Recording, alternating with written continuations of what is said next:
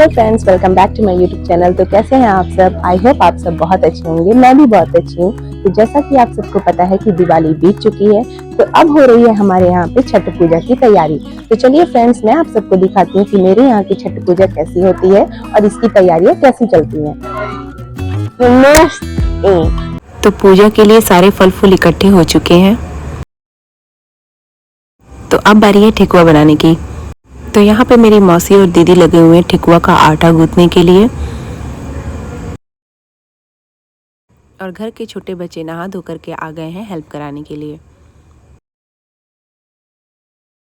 तो ठेकुआ का पेड़ा बन करके रेडी है। अब बारी है इसे छानने की। फ्रेंड्स, छठ महापर्व होता है, इसीलिए इसकी तैयारी भी ज़ोरों शोरों से होती है। तो हमारी यहाँ की औरतें रेडी हो गई हैं मेहंदी लगाने के लिए। तो मेहंदी का पिटारा खुल चुका है और हम सब बहनें मिलकर के मम्मी और मासी लोग का मेहंदी लगा रहे हैं। तो देखिए फ्रेंड्स, ये मेहंदी कैसी लग रही है। चलिए फ्रेंड्स, मैं आप सबको फैमिली के अदर मेंबर से मिलाती हूँ। ये है मेरी नानी, ये है मेरी मम्मी, ये मेरी मौसी जो नेपाल रहती हैं, ये मेरी सबसे छोटी मौसी, और ये मौसी को तो आप लोग देख ही रहे हैं। यही दोनों हैं जो पकौड़ा तल रही हैं और हमारी पोस्टमैन लेकर आ रही है। ये हमारी छोटी पोस्टमैन है जो किचन में जाकर के हम लोग के लिए क्या लेकर आई है? पकौड़ा। और हम सब मिल करके क्या खाने जा रहे हैं?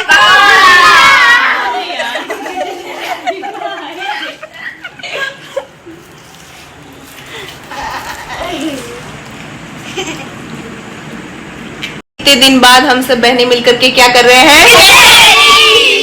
फ्रेंड्स, मेरे यहाँ के छोटे बच्चे भी बहुत समझदार हैं। इसका सबूत आप लोग देख ही सकते हैं। नानी के पैर और हाथ को दबा रहे हैं। चलिए फ्रेंड्स, अब मैं चलती हूँ छठी मैया के लिए छोटा सा रंगोली बनाने के लिए। फ्रेंड्स, छठ को बहुत कठिन पर्व माना जाता है, इसीलिए लोगों की इसमें आस्था और विश्वास भी अधिक होती है। ऐसा माना जाता है कि छठी मैया का पर्व करने से सारे पाप समाप्त हो जाते हैं।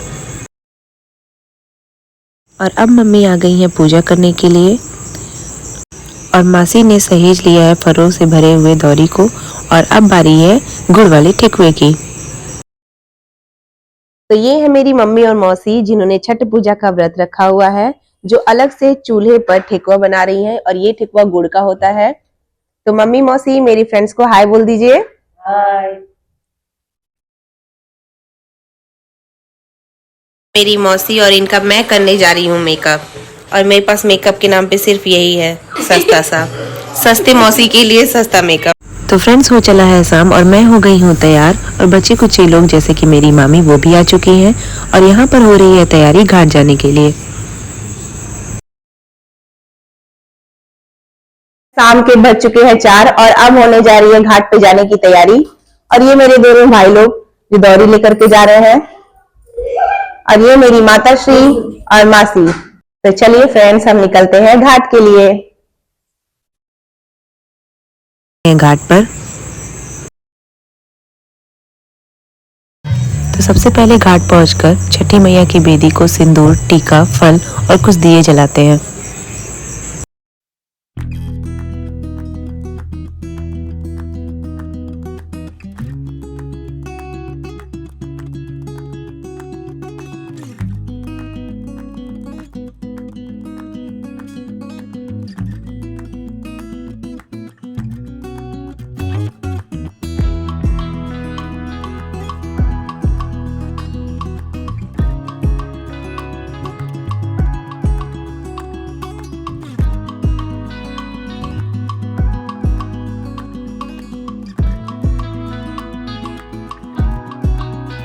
फ्रेंड्स, मैं नेपाल बॉर्डर पे रहती हूँ, इसीलिए मैं आप सबको बता दूं कि नदी के उस पार नेपाल है।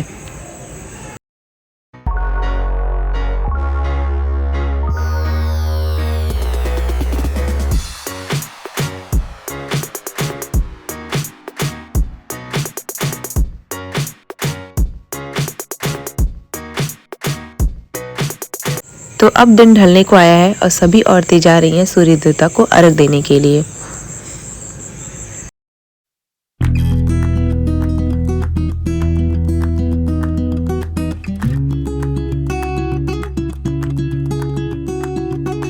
फ्रेंड्स, छठ में सूर्य देवता की पूजा की जाती है और यहाँ पे औरतें कुछ इस तरह से अर्घ देती हैं। छठ पर्व में डूबते सूर्य को अर्घ देना एक अनोखी परंपरा है। यह हमें सिखाता है कि सिर्फ उगता सूरज ही नहीं बल्कि डूबता सूरज भी हमारे जीवन में महत्वपूर्ण है। डूबता सूर्य उस अतीत का प्रतीक है जिसने हमें बहुत कुछ सिखाया है। यह संदेश देता है कि हमें अपने अतीत का भी सम्मान करना चाहिए, क्योंकि हमारे बुजुर्गों ने हमारे जीवन में महत्वपूर्ण योगदान दिया है। छठ पूजा में पहले डूबते सूर्य को अर्घ दिया जाता है और फिर उगते सूर्य को। यही इस पर्व की सबसे अनोखी विशेषता है।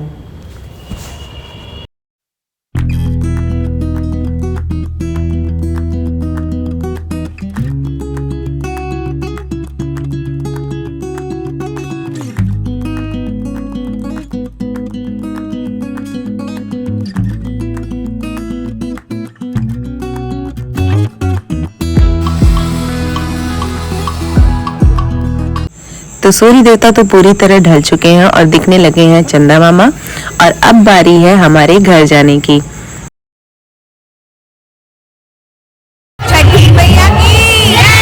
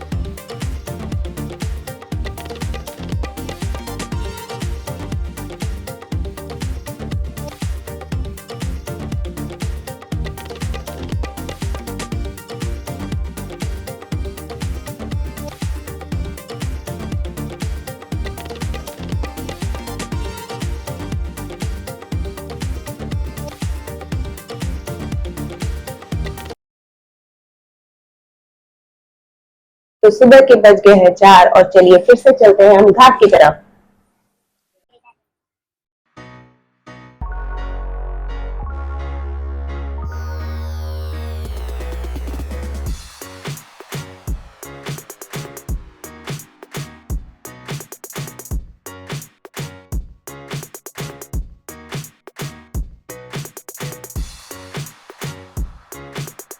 तो फ्रेंड्स, एक बार फिर से हम पहुंच चुके हैं घाट पर, और सुबह को घाट की खूबसूरती तो देखने लायक होती है।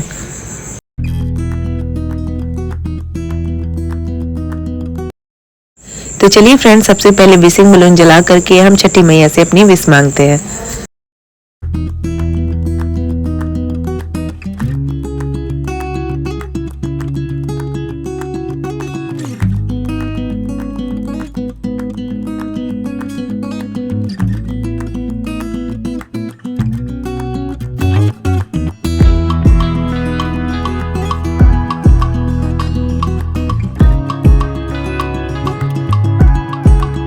और उसके बाद हमने खूब एंजॉय किया। हमने सेफ्टी को ध्यान में रखते हुए खूब सारे पटाखे और फुलझड़ी जलाई।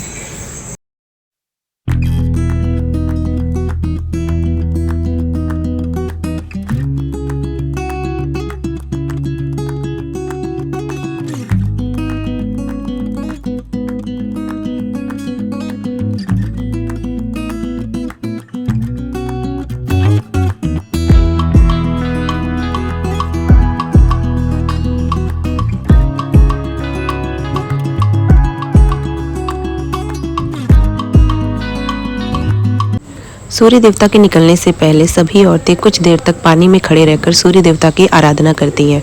इसी तरह मम्मी और मौसी भी जा रही हैं पानी में कुछ देर खड़े रहकर सूर्य देवता की आराधना करने। मुझे मेरी फ्रेंड जो मेरे लिए चना और हलवा लेकर आई थी, जो प्रसाद में मिल रहा था। सूर्य देवता को निकलने में अभी टाइम था, तब तक मैं दीपक जला करके सूर्य देवता को प्रणाम कर लेती हूँ।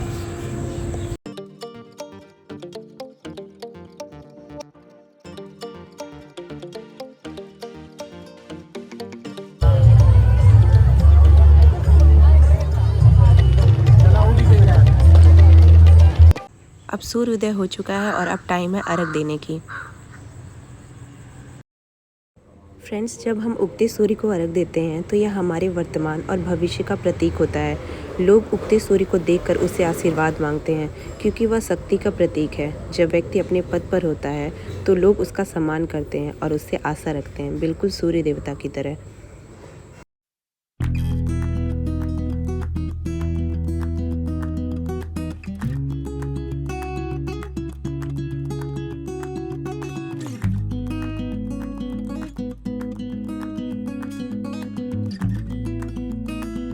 अब अर्घ देने के बाद बारी थी 6 जगह से प्रसाद लेने की। ऐसी मान्यता है कि 6 जगह से प्रसाद लेने की छठी माता की कृपा और उनके प्रसाद का आशीर्वाद बना रहता है।